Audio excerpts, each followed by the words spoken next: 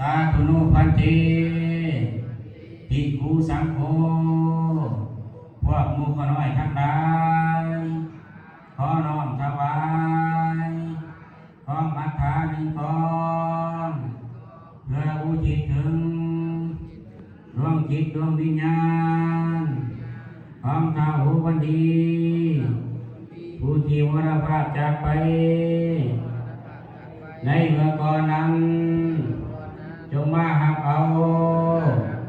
สัพเพเทวาอาคันตาวา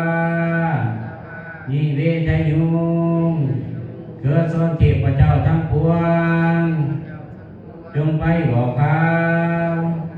เฝ้าหูให้ท้าวหูวันดีผู้ที่เล่าบ่หู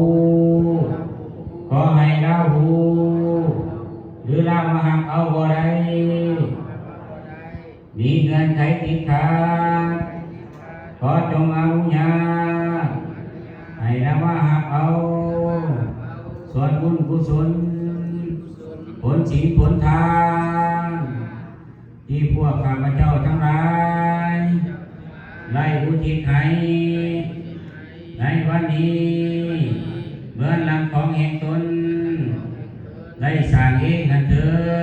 ดอีกประการหนึ่งถ้าว่าผู้ที่มีได้ซื้อนั้นมาหับเอาบ่ได้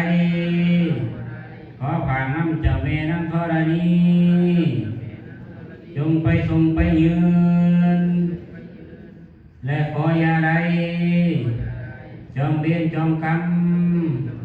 ซึ่งกันและกันเอ่ยแม้ชาตินี้ก็ดีชาติหน้าก็ดี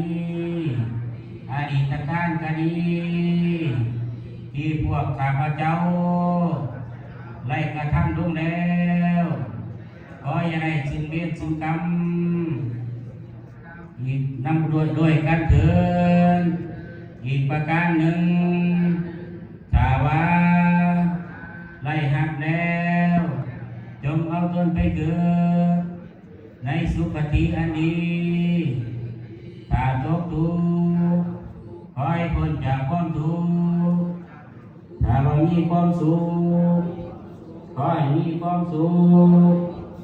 ยิ่งขึ้นไปตามต่อเท่าเข้าสู่นิพพานในอนาคตการเบื้องหน้าผลเถิ